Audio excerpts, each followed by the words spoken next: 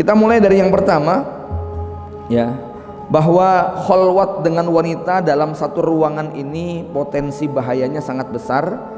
Ya, kita bisa membayangkan setiap hari Futifar itu keluar untuk bekerja. Di rumah hanya ada Nabi Yusuf dengan Zulaikha.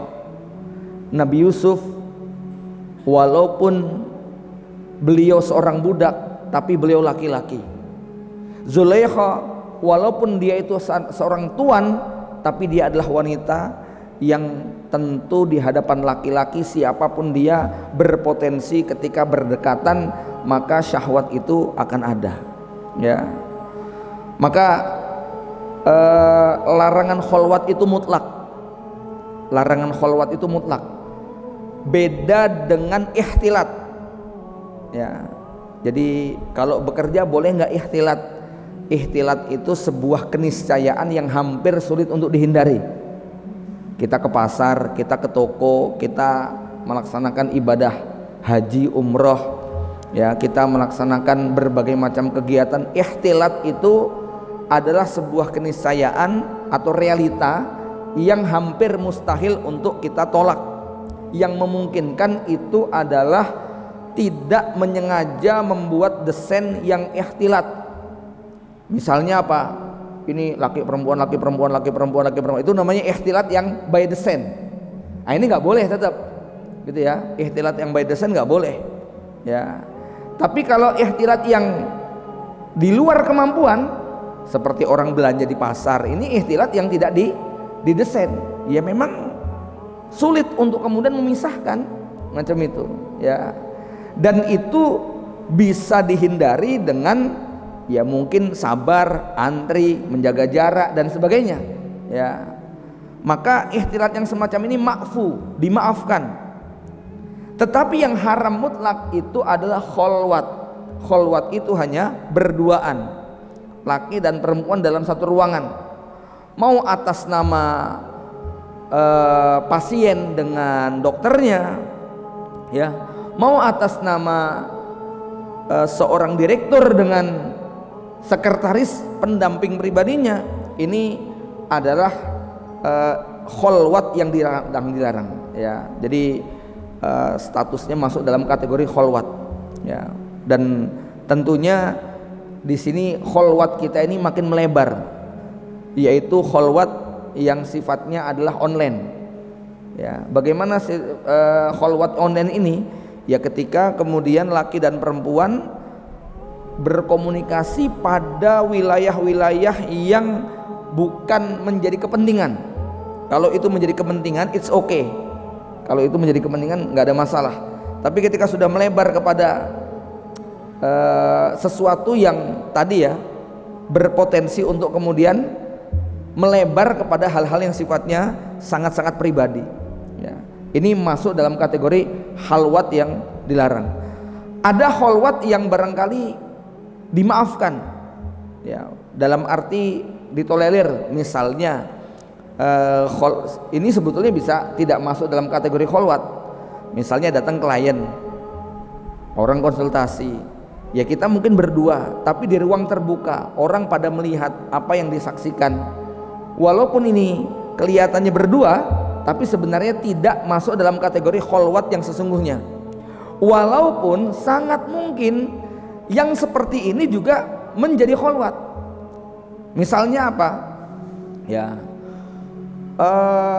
Anda mojok berdua dengan perempuan di sana, ngobrol, orang lain tidak tahu kan lagi ngapain, begitu kan. Yang dibicarakan hal-hal yang romantis, bukan istri, bukan siapa-siapa, tapi kemudian ngobrol hal-hal yang sifatnya itu adalah sebagaimana layaknya obrolan suami istri. Maka ini juga masuk dalam kategori kholwat walaupun berada di ruang terbuka, ya. Itu bisa dikatakan, walaupun tentu derajat kholwat itu tidak sama dengan derajat kholwat yang benar-benar berdua tidak terlihat, ya. Ini perlu kita lebarkan hukumnya, karena kita tidak hanya sekedar memahami bentuk, tetapi juga memahami apa penyebab kholwat itu dilarang. Ya, di antaranya adalah sebagaimana Nabi mengatakan, kalau laki dan perempuan itu berduaan, maka yang ketiga adalah setan. Ini sudah sudah kita pahami bersama, ya. Maka dalam hal ini para ulama memberikan bahasan yang cukup luas terkait dengan bahaya kholwat, termasuk kholwat yang paling sering terjadi adalah kholwat dengan ipar. Ya, Rasulullah SAW mengingatkan dalam sebuah hadis yang sahih, iyyakum wad-dukhul 'alan nisa, faqala rajulun minal ansar ya Rasulullah afara'aital hamwa, qala alhamu al-maut. Hati-hati kalian untuk masuk di komunitas perempuan, ya.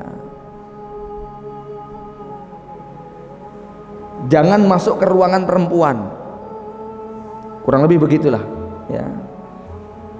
Faqala rajulun minal ansar ya Rasulullah, ada laki-laki ansor yang bertanya, bagaimana pendapatmu kalau aku masuk ke ruangan yang di situ ada ada ipar, alhamu. Ini kan adik ipar saya, kakak ipar saya. Maka Rasul mengatakan alhamu al-maut. Saudari ipar itu adalah kematian. Rasul mengatakan alhamu al-maut. Ipar itu adalah maut. Kenapa Rasul mengatakan ipar itu kematian? Ada dua, ya.